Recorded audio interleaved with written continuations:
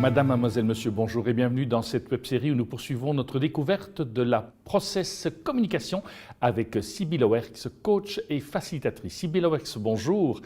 Peut-être en conclusion de cette web-série, puisque nous arrivons déjà au terme de celle-ci, comment utiliser finalement tous ces outils? On en a déjà un petit peu parlé ci et là au cours des différentes émissions, mais comment utiliser la process communication dans le management, à l'école, en famille, etc. Oui. Alors, comme je vous disais, c'est un puzzle avec 6 pièces maîtresses qui sont les 6 profils et plein de pièces qui se mettent autour dont j'ai déjà pu parler avec vous. Un élément dont on n'a pas encore parlé, c'est le management et les styles de management. Et au fait, donc, dans une entreprise, en tant que manager, connaître le modèle de la process communication peut vraiment aider à adapter son style de management en fonction du type de profil qu'il a dans son groupe, dans son équipe.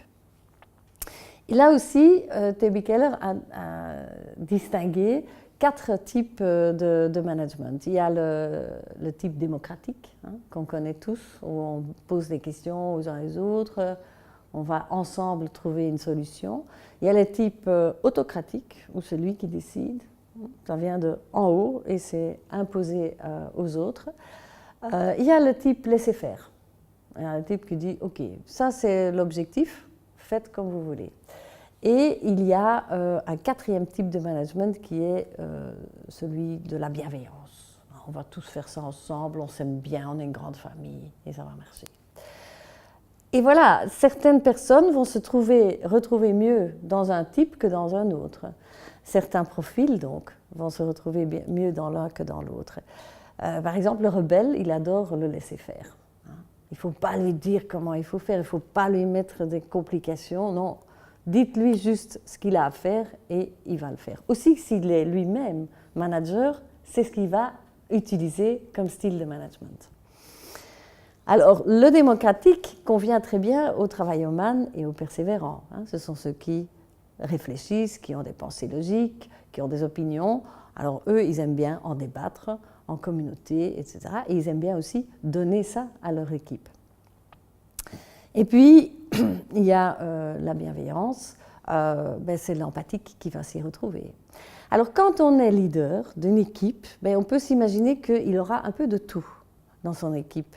Donc, le tout pour lui, c'est de pouvoir jongler avec ces 4 types de management et les utiliser une fois ou l'autre à tour de rôle ou en fonction des types de décisions à prendre, de types de protagonistes qui doivent en faire partie. Et c'est en fonction de cela qu'il va pouvoir utiliser lui-même ces différents styles de management et aller de l'un à l'autre. Et justement, est-ce que c'est possible comme ça de passer d'un type de management à l'autre? C'est parce que c'est un peu une forme de schizophrénie, non?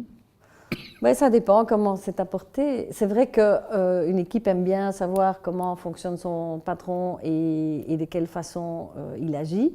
N'empêche que parfois, s'il utilise trop le démocratique et que le rêveur fait partie de l'équipe, il va être étonné que le rêveur ne se met pas en mouvement, ne donne pas d'idées, etc. parce que ça va trop vite, on est occupé à discuter, et à réfléchir ensemble et on prend des décisions. Et puis voilà, chacun fera avec les décisions qu'il y a. Et le rêveur va peut-être se trouver dans une situation où il ne sait pas trop, mais qu'est-ce qu'on attend exactement de moi? Donc, utile pour le patron d'aller vers lui et de lui dire, voilà ce qui a été décidé, donne-moi ceci et cela pour la fin de la semaine et montre-le-moi, par exemple. Et comme ça, il utilise l'autocratique avec son élément profil rêveur et il aura quand même utilisé le démocratique parce que la majorité de l'équipe sera peut-être persévérant et travailloman, voyez-vous.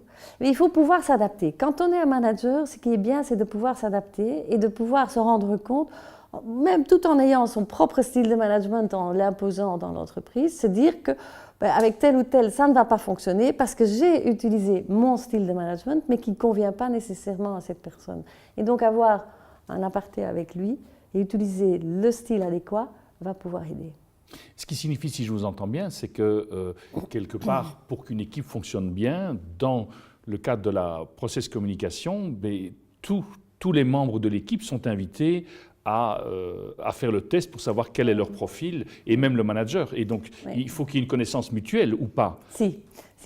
Mais voilà, c'est ça, c'est la façon dont je travaille. Quand une équipe me demande d'intervenir parce que la communication ne fonctionne pas ou parce qu'ils n'arrivent pas à bien collaborer, trouver les façons de s'écouter, de se parler. Bon, il y a quelques règles de communication qu'on peut toujours mettre en place, mais ce qui aide vraiment, c'est d'utiliser le modèle. Et effectivement, à ce moment-là, les personnes passent le test, le manager passe le test, et on fait un débriefing en plénière avec tout le monde. Bien sûr, à ce moment-là, on aura demandé l'autorisation au préalable aux membres de l'équipe, au manager. On aura expliqué aussi jusqu'où on va, sans aller dans la vie privée, mais quand même en expliquant, ben voilà, on peut quand même avoir une idée via un test de votre profil de personnalité qui sera bénéfique pour le travail en équipe. Et il n'y a pas un risque dans une équipe qu'à un moment donné, l'employé dise à son patron oui, mais enfin, vous êtes empathique ou vous êtes persévérant, vous ne me comprenez pas, moi qui suis... Oui, tout à fait. Alors ça, c'est le rôle du coach ou du facilitateur de bien poser les balises et de bien poser le cadre en disant, voilà, c'est pas parce que je suis en base empathique que je suis empathique. Non, je suis les 6. Comme j'avais bien dit, on est les 6. Mais il y en a un qui vient en exergue, il y en a un qui est là par défaut. Et on va mieux comprendre le fonctionnement de l'autre. Mais on ne peut pas labeller, on ne peut pas dire tu es empathique, tu es promoteur, etc. Parce qu'on va utiliser les 6 étages. En fonction du type de travail qu'on va devoir faire, du type d'intervention, on va utiliser un de nos étages.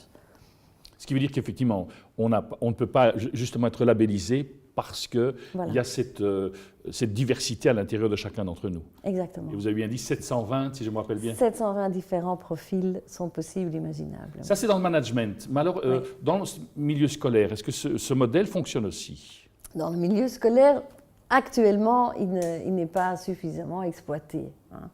Nous avons un exemple en Californie, c'est l'école Muse, qui a créé toute son école, tout son environnement autour du modèle de la ProcessCom. Et c'est rentré dans cette école à partir du directeur, qui lui est un convaincu du modèle, qui a donc fait faire des trainings à ses professeurs. Et donc ils ont tous été instruits à la process communication. Ils ont construit leur école en fonction des environnements nécessaires, parce qu'il y a des environnements type préférentiels par rapport aux différents types d'élèves qu'on aura. Et c'est comme ça que vous allez voir dans cette école des endroits où les rêveurs peuvent aller se retrouver et se mettre à l'écart avec des livres, dans des chaises un peu séparées des autres, mais on va aussi trouver des tables où ils sont 2 à 2, parce qu'un travaillomane et un persévérant, ils aiment bien travailler 2 à 2. On va aussi trouver des endroits qui sont plus ludiques pour le rebelle, où il y a quelques défis pour un promoteur. Et ainsi de suite, vous allez retrouver des différents types d'environnements dans une classe. Aussi, quand les enfants arrivent le matin, les profs vont tout de suite commencer à parler dans leur langage. Parce que s'ils savent qu'un tel enfant est plus dans l'émotion, ben, ils vont être plus dans l'empathie avec cette personne-là. Si un autre est plus dans le travaillomane, ils vont l'être dans le travaillomane avec cet enfant-là. Et c'est une école qui a vraiment de très très beaux résultats. Il y a moyen de voir des petits films sur YouTube sur eux, et ça fonctionne super bien. Donc on voit que ça fonctionne dans le modèle de l'entreprise, ça fonctionne dans le modèle scolaire. Modèle familial? Modèle familial, certainement. J'ai eu plusieurs familles qui sont venues tous ensemble pour faire leur profil et pour le débriefer ensemble. Et ça a changé les relations qui étaient tendues parfois entre l'un ou l'autre membre de la famille. Et ça a permis à mieux se comprendre et à mieux remplir ses besoins psychologiques, justement. Et par exemple, quand il peut y avoir un conflit entre un père et un fils, une mère et sa fille, etc., est-ce que la process communication peut aider à rétablir le contact? Oui, certainement. En médiation aussi, la process com est utilisée. La médiation, c'est une technique bien particulière, hein, avec une structure bien particulière, mais à un moment donné, il faut retrouver la connexion entre les deux, parce que la connexion a été interrompue, hein, entre les deux personnes, que ce soit père et fils, que ce soit dans la famille ou même en dehors de la famille. Hein. Quand il y a un conflit, il y a à un moment donné plus de communication. Et ce qu'il faut faire, c'est rétablir cette communication en tant que médiateur. Et bien, la process communication peut être utilisée parce qu'on va comprendre quel est le langage que l'autre entend. Hein. Si quelqu'un dit « Oh, mais moi, ça fait tellement, je me sens tellement mal, ici j'ai mal à la tête et tout », et que l'autre répond « À partir de quelle heure tu as mal à la tête ?» Ça ne l'aide pas. Par contre, quand on lui dit oh, c'est vraiment pas chouette hein, d'avoir mal à la tête. C'est vrai que c'est pas drôle. Hein. Allez, prends une petite aspirine et on va voir si ça ira mieux. Là, on est dans le même langage. Et au fait, c'est ça, c'est retrouver le même langage, le langage dont l'un a besoin pour que l'autre l'écoute. Hein. La communication aura lieu si on parle dans le même canal, si on donne une offre et que la réponse vient dans le même canal. Alors peut-être en conclusion, peut-être un peu négative, mais quand vous dites qu'il y a 720 profils, est-ce qu'il y a des profils qui ne pourront jamais se rencontrer et qui ne pourront jamais véritablement communiquer entre eux? Alors je n'aime pas dire qu'ils ne pourront pas, mais ce que je pourrais dire, oui, c'est qu'ils auront difficile. Ils auront difficile et ils vont devoir utiliser pas mal d'énergie parce qu'ils vont devoir grimper les étages. Et c'est le cas des profils où j'ai en base l'empathie, et mon 6e étage, c'est le rêveur. Si je rencontre quelqu'un qui est en base rêveur et au 6e étage l'empathique, donc c'est ma maison inversée, je vais avoir besoin de beaucoup d'énergie pour entrer en contact avec lui, parce que je vais devoir aller à mon 6e étage pour aller le rejoindre dans sa base. Et lui, ça va être pareil. Il va devoir aller à son 6e étage de l'empathie pour venir me retrouver dans ma base. Et donc ces deux personnalités-là, hein, les maisons inversées, ils vont avoir du mal. Mais ce n'est pas impossible, tout est possible. C'est sur cette note positive que nous concluons cette web-série. Merci beaucoup à vous, Sybille Auwers, d'avoir pris le temps de nous présenter cette process communication. Nous arrivons au terme de cette web-série. Merci de votre fidélité. Puis il ne me reste qu'à vous souhaiter, à vous maintenant également, peut-être d'approfondir la process communication en poursuivant cela par quelques lectures comme celles qui ont été mentionnées au cours de cette web-série. Merci de votre fidélité. Il ne me reste qu'à vous souhaiter une excellente journée. Au nom de toute l'équipe qui a préparé toutes ces émissions, je vous souhaite une très très belle fin de journée. Au revoir.